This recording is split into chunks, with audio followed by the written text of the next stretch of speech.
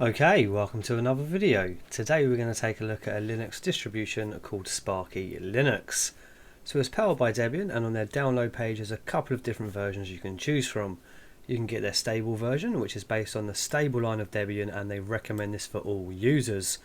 Or you can get the semi-rolling release, which is based on Debian's testing branch, if you prefer fresh packages over a little less stability. Now that is the version that we're going to be taking a look at today. They've just updated it to Sparky 2021.03, and there's a few changes here, as well as a new Linux kernel of 5.10.13. However, the thing I'm most interested in is their new edition featuring the KDE Plasma 5.20.5. So that's what we're going to be taking a look at today, and the ISO size for that was around about 1.8 GB. So we've just booted into the ISO, and the first thing we are greeted with is the grub screen, where we can choose our language. However, English UK is not on the main page of languages there, so we're just going to go down to more languages and hope that it's in there. So we're going to look for English UK, and there it is. Perfect. Okay, so here we are in the live environment for KDE. Now it's using the Calamares installer, so welcome to SparkyLinux 6 Pro Tolo installer. So it's already got the correct language, so we can go straight forward to the next step, and it's got the right zone of Europe, London, so we can keep moving. So English UK is of course the layout, and let's just make sure the keyboard isn't behaving strangely before we go to the next step. Perfect. Right, so we're going to do an erase disk using the old familiar Drevo X1 SSD. Now we are going to do a straight erase and let it create the partitions for us. So it does give us an option for the swap. So we can do no swap, swap without Hibernate, or swap with Hibernate, or we could swap to a file. I always like to test out swap with Hibernate, so we're going to go for that one. So that's going to give us 3 partitions, one for our EFI, one for our swap partition, which is nice and large for suspended disk with full hibernation, and then the rest is all assigned to your root partition, and they do use the ext4 file system by default. Next. Okay, user account time. So we're going to keep this one super simple and just call it Sparky. There we go. And as you can see there, it's already checked to log in automatically without a password and use the same password for the administrator account. And I'm not going to change that, so let's go forward so we can review that, and then once we press install it will begin the installation, and I'll be back once this has finished. Okay, so the installation has completed, and that was done in no time at all, only taking a few minutes on my machine. So what we're going to do now is restart and check out our fresh installed SparkyLinux with the KDE desktop. And here we are, so we've booted off disk for the first time, and we have the first run of Sparky. So let's run through this and see what it does when we first start up. So this lets you fully upgrade the system, which is recommended, and install missing language packages. And let's go. Type in your password. Right, so that's going to run through an update. I'm not sure if there's going to be a lot to get here, or it is a sort of semi-rolling one, so there might be a few sort of packages that do need an update, but we'll check that out. Right, system upgrade. You need to get 184 MB of archives. After this operation, 309 of additional disk space will be used. So we have a little drop down here as well, so we can also see the changelog or exit. Let's leave that on upgrade and press OK. Okay, that might take a little bit of time, so I'll pause the video here and then we'll resume it once it's finished. Okay, so the system upgrade has complete, and now we can start to install the missing language packages. And here we are. So Aptus locale will install missing language packages of your system, and make sure your system is up to date before you start. So we've already done that in the first step, so we can go ahead and choose English UK, or we have English GB there, so let's go ahead and grab that one. Press OK. So this will now download and install the packages of English GB language. Click OK to start. I can see a bit of tearing as we're moving these windows around, so we might need to look into that in just a moment. Okay, so we're all up to date and should be good to go. So after we've updated, I've quickly installed HTOP and then done a reboot, so we can see how much RAM we're using on a fresh boot before we make any changes to our system. Now, as you can see there, it's pretty decent for a fully fledged KDE desktop with about 606 MB usage. And as you can see there, we have our nice large swap partition for suspended disk with hibernation. Now I am going to just mess around with installing the AMD GPU drivers and seeing if we can fix this screen tearing. Okay, so we're going to do a quick screen tearing test before we mess around with anything, just to see quite how bad the screen tearing is out of the box on my system. So let's have a look. So as you can see, we are getting quite big breaks here, so we are going to have to mess around with that to get rid of that screen tearing. So in the Debian.sources list, we do have the non-free stuff already enabled, so what we're going to do is just close this one for now, and they do also have their own source list for SparkyLinux. So what we're going to do is go cd and then check out the sources that they use as well. So we'll just go ls to see what we've got in here. So we have sparky.list. So we're going to open sparky.list with kwrite because we don't have Vim pre-installed out of the box. Okay, so the repositories that they've got are their own repo.sparkylinux.org, and they have the core main and Patolo main. So what we're going to do now is install the AMD GPU and play around with it until we get a tear-free screen. Right, so it appears the AMD GPU drivers were already installed for us out of the box, which saves us a job. So all we have to do now is create a 20-radian.conf file inside of our etc/x11/xorg.conf.d folder, adding some of the flags for the tear free, and we should be good to go. So what we're going to do now is do the same screen tearing test, and as long as there's no more tears in them lines, we can start taking a look around. Perfect. As you can see, we are no longer getting any of them big breaks in these lines, which means our screen tearing is no longer a problem and we can start using this distribution. Right, so now that we've got the screen tearing issues out of the way, we can start taking a look around. Now we won't really need to spend too much time on the actual desktop because it appears to be a very close to stock implementation of KDE with a single panel at the bottom. Now I'm not sure what theming this is, but we'll check that out in a moment. It looks to be just Breeze, but we'll have a look in the global theme package in just a second. Now we're going to go into the about information. However, the application launcher isn't actually bound to our left super key. So we're just going to go down to this and type in about and then get up the system information for KDE. And here we go, SparkyLinux 6 with the KDE Plasma version of 5.20.5 and a kernel version of 5.10.0-4. Very nice. Right, what I want to do then is see what themes that we're actually using. I keep forgetting that that is not bound to our super left key, but we can just use KRunner using Alt and space. So we're going to go into our global theme package and see what theming we are actually using. Okay, so it is using its own theme called Sparky, but it is based on Breeze, which is why it looks very familiar. And I do believe that the icons that we are also going to be using is just the standard stuff that you would expect. No, so we've got the Taylor icons out of the box, but it does also include the Breeze icons as well. So the Taylor icons is actually one of my favourite icon packs that you can use on KDE, so no complaints there. So let's just see what applications we actually do have installed out of the box before we start playing around with things. So in development we have Icon Browser. In graphics we have GwenView, LibreOffice Draw, Ocular and Scanlight. Now on internet we do have Firefox as our default web browser. I'm interested to see what version that is and whether it's the ESR version or not. So if we go on to Help and About, and we can see what version we are using. Nice, so it's using a nice up-to-date version of Firefox of version 86.0. Perfect. Right, let's keep going through these applications and see what else we've got. So of course we do have the KDE Connect stuff, so we can wirelessly sync our notifications and all of that good stuff with an Android phone. We then have KGet, Conversation, Copyt, KTorrent for torrent files, Quite RSS. I've not actually used that. I have started using RSS readers quite a lot now on my desktop, so we'll check that out in just a moment. Thunderbird is your default email client, and let's just have a look at what the interface of Quite RSS looks like. So you'd add your RSS feeds here, and we have categories as well. Very nice. I'll add some RSS feeds to that and we'll take a look at how that all works towards the end. So that's the Quite RSS, and I think that's everything in internet. Now in multimedia we do have Elisa, which is my favourite music player regardless of what desktop I am using. K3B, Komoso, SparkyTube. I'm not sure what this is. It's going to be some version of YouTube, I'm going to imagine. Okay, so copy and paste the video address below.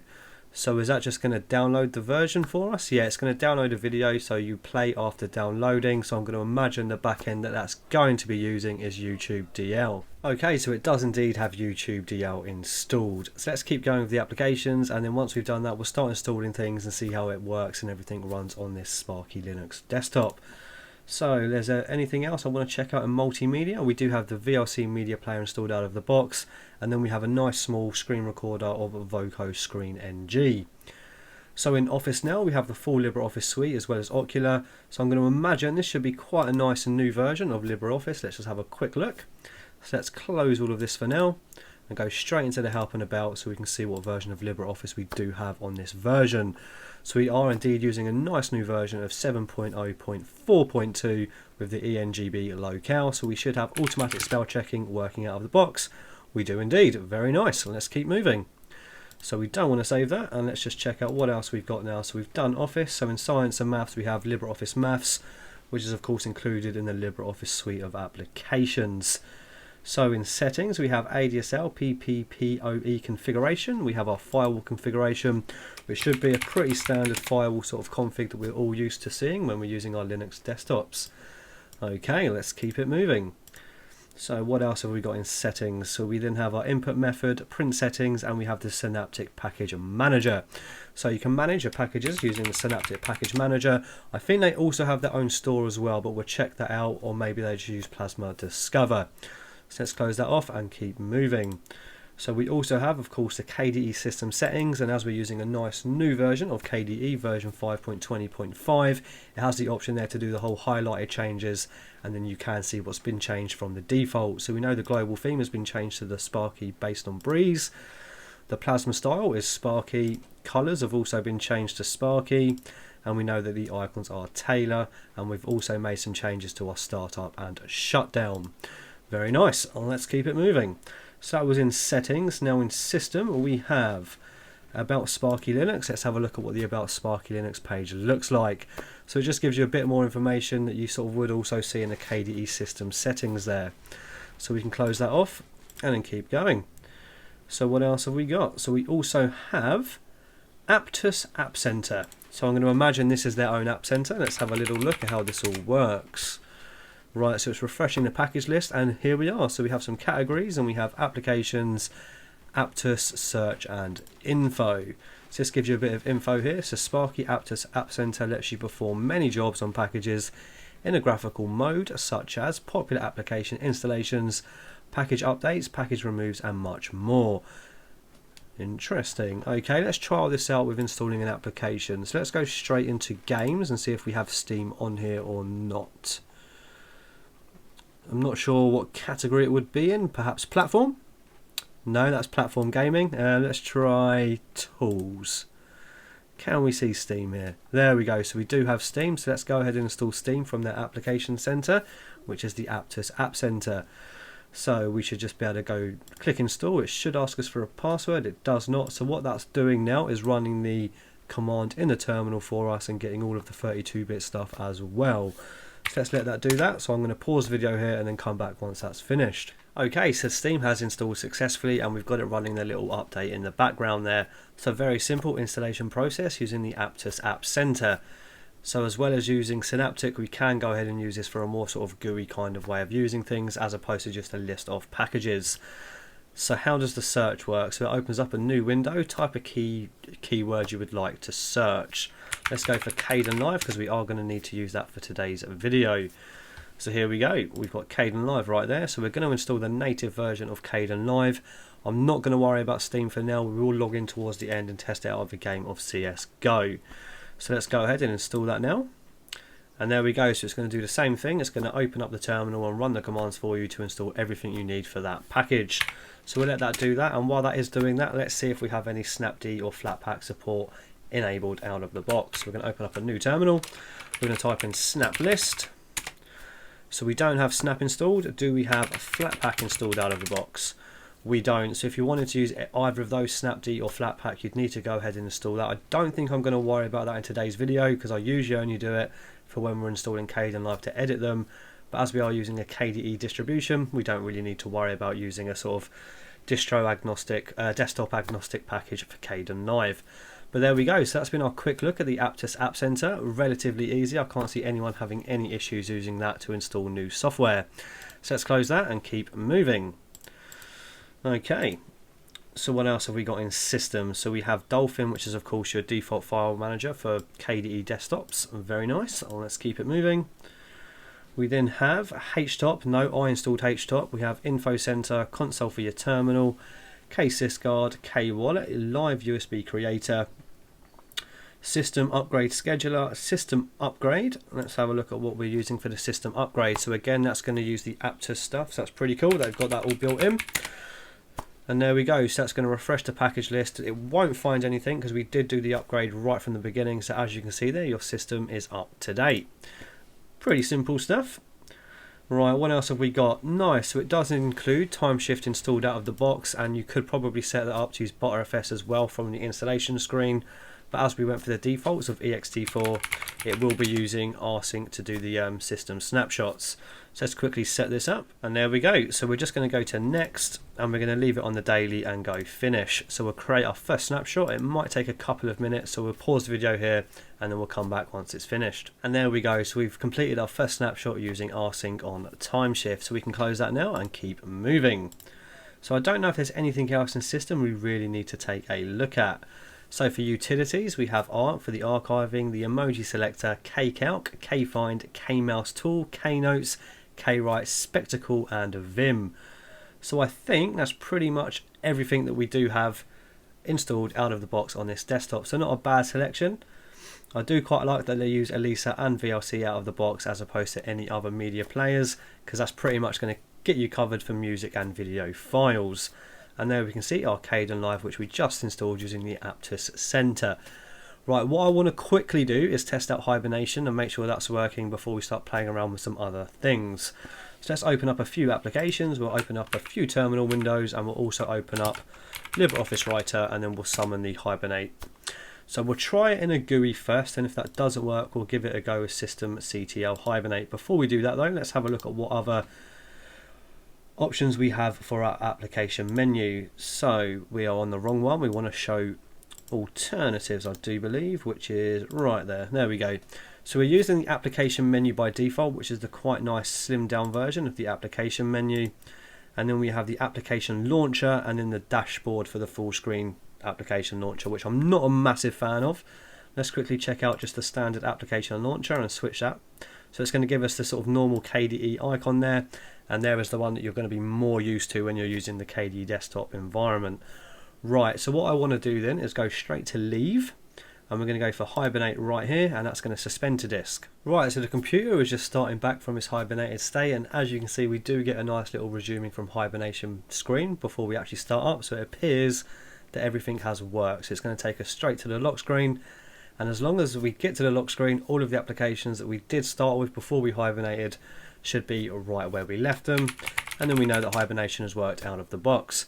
Brilliant, so hibernation has worked absolutely flawlessly on SparkyLinux. Okay, so now that we've had a look at a few things, what we're going to do is set up the KDE desktop to how I like to use it that matches my workflow, and then we'll test out a game on Steam, probably CSGO, and we'll also check out the Quite RSS feeder and see how we go.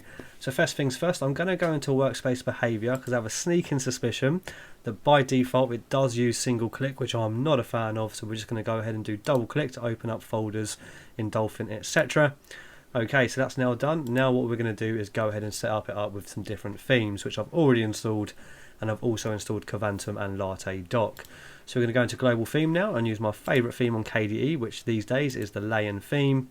So now that's installed, we're going to go ahead and open up Covantum, and now we're going to apply the Covantum theme for Lion. So we're going to go to select a Covantum theme and folder, and it should be right there in our downloads folder, and we're going to click OK. So we're now going to install this theme, and now we're going to change it to that theme, and everything should look quite nice and uniformed across our applications. So we're going to go right there for Lion and use this theme. Perfect. Right, what we're going to do now is just quickly test out the Quite RSS feed, because I'm quite interested to see how that works, and then we'll open up our Latte Dock and we'll just move things around a little bit. So let's go into Quite RSS. Now I am just going to use the OMG Ubuntu RSS feed because I know it has got one. Doesn't look like it's applied very nicely with this theme, but for now we won't worry about that. So it automatically finds what's in our clipboard, which is the RSS feed for OMG Ubuntu. So now we're just going to click Finish. So we can use title feed as displayed name. Okay, we'll just leave it like that. I'll tell you what, let's get off of that a minute and go to next and see what happens. So we can now do our own displayed name. So we're just going to go OMG Ubuntu and click Finish. And there we go. So obviously the theming isn't quite right for us to have a look at it. So what we're going to do is just quickly go back into our global theme, go onto the default very quickly just to see what this looks like. So the default is of course Sparky, which is based on Breeze. There we go. So you can actually see it now. So you've got your full list of all of the new RSS sort of articles coming through on your feed there. And then if you click that, it then gives you the option to look at it at the bottom. Do we have a double click? We don't appear to have anything happen in a double click, but in a right click we can open it in a new tab or open it in the external browser. So has it got a built-in browser? There we go. So your built-in browser is indeed the thing on the bottom. Okay, so that all works quite nicely. I might take a bit more of a look at Quiet RSS on my own desktops. Right, let's get back to actually setting up our desktop to how we like to use it. So what we're going to do is remove the task list, and by default it doesn't use the icon only task manager, it's using the standard task manager, so we're just going to remove that for now, and we are going to just add a little spacer. So let's go to get off of that a moment, go away, there we go. Right, edit panel, and now we're just going to add a spacer and then put it right in between our application launcher and all of that good stuff.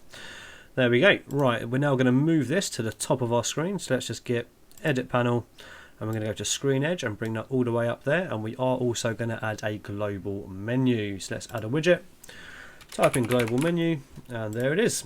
So we're just going to drag that right about there, and now we're just going to open up a few things and make sure the global menu is working as it should. So let's go ahead and open up our application launcher, our file manager, which is of course Dolphin, and it has applied nicely with the Covantum theming there, so you've got a nice transparent-ish window with Dolphin also using the Taylor icon theme. And as you can see there, our global menu is working as you would expect. So what we're going to do now is open up Latte Dock, and then we'll finish it up with a media test. But we are going to install Flatpak to make sure we've got no weird issues with that. Play a little round of CSGO, and then we'll give it some final thoughts. So here is our dock. So I am just quickly going to change this a little bit, but not too much. So we're going to go into Advanced. And we are going to, we've got a little floating thing there, but we won't worry about that for now. So we're just going to go straight into Appearance, and what we're going to do is go straight into the size and put that up to about 95, and that'll make it a bit more of a dock as opposed to like a plank, for example. And we'll give it a tiny bit of opacity to match our top panel, perhaps 85. Let's go for 80, and then we'll leave it right about there. And I am going to remove the analog clock, and I don't like the zoom on hover, so we're just going to remove that all the way down, and everything should be good to go. So we've got some nice rounded corners there. It's a little bit large though, isn't it? So let's go back into our dock settings, go away, go into Appearance, and we'll just remove the we'll move the size down to about 36. We'll see how 36 looks on 1080p. Yep, that's good for me, so we should be all good with that. Right, let's open up Dolphin and see if it has indeed mounted our external SSD. So we've got a removable device there, and there we go. So we're going to go into Media Test and play the same file that we have been playing lately, which is the Jing video that we did not too long ago. And there we go. So of course it has worked as you would expect, and it's opened it up by default using the VLC media player. Perfect. Right, we're now going to go ahead and install Flatpak and make sure that's all working, and we'll install a Flatpak application of some sort, and then we'll test out CSGO and see if the frame rates are all what we want them to be.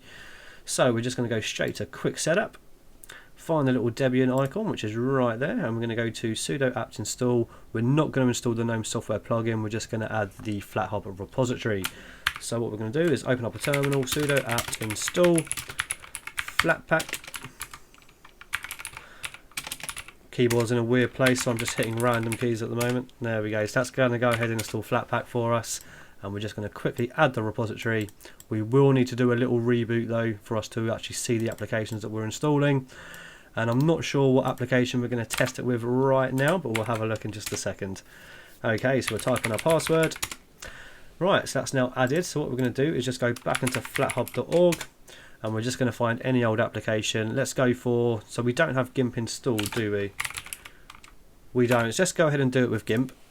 So we're just going to go ahead and copy the install command right there, go back into our terminal, paste that bad boy right in. So that's going to go ahead and install GIMP. So I'm going to pause the video here while that's installing and do a reboot in between it and make sure that's all worked as we hope it to. Right, we are back, and let's just make sure GIMP has installed using the FlatHub repository, and there we go. So GIMP has worked absolutely fine. So that's going to go ahead and run the first time scripts for GIMP, and we are using the latest version from the FlatHub repo. However, it's not working with the global menu, but we won't worry about that for now. Okay, it's now time to test out a little game of CSGO and make sure the frame rates are acceptable for what we usually expect on this hardware. Okay, so as usual, we've just joined a random casual game online of CSGO, and we're just going to run around for a second and keep an eye on the frame rates. So at the moment we're hovering around 200-ish FPS, which is pretty much what I'd expect on this hardware, and we're getting into the freeze as well. So we're just going to sort of go and get ourselves killed. Yeah, there's a kill here, come and get me guy, and then we'll wrap it up with some final thoughts. But so far I am actually really enjoying this distribution. So I think we can just quit it now. We know that the frame rates are looking pretty decent. Okay, so that's going to wrap up my first look of the SparkyLinux Rolling Edition, which I've actually really quite enjoyed. I like the idea of having like a semi-rolling release distribution based on Debian, and I'm always a KDE fan, so it's nice they've got a nice and light KDE desktop, which is pretty much close to stock out of the box. But if you aren't a fan of KDE, you can also download the XFCE, Mate or LXQt version. Now, if you want something a bit safer and more stable, you can of course use the stable edition, and they do have desktop environments with either XFCE, LXQt, and I do believe they also have an Openbox desktop already made for you. Now, if you're already running the rolling release edition, you don't have to download the new version. You can just use the Sparky upgrade or sudo apt upgrade, sudo apt full upgrade. Thank you for watching. If you've enjoyed this video, please subscribe and also join the Discord. There's a link in the description. I'll see you on the next one. Bye bye.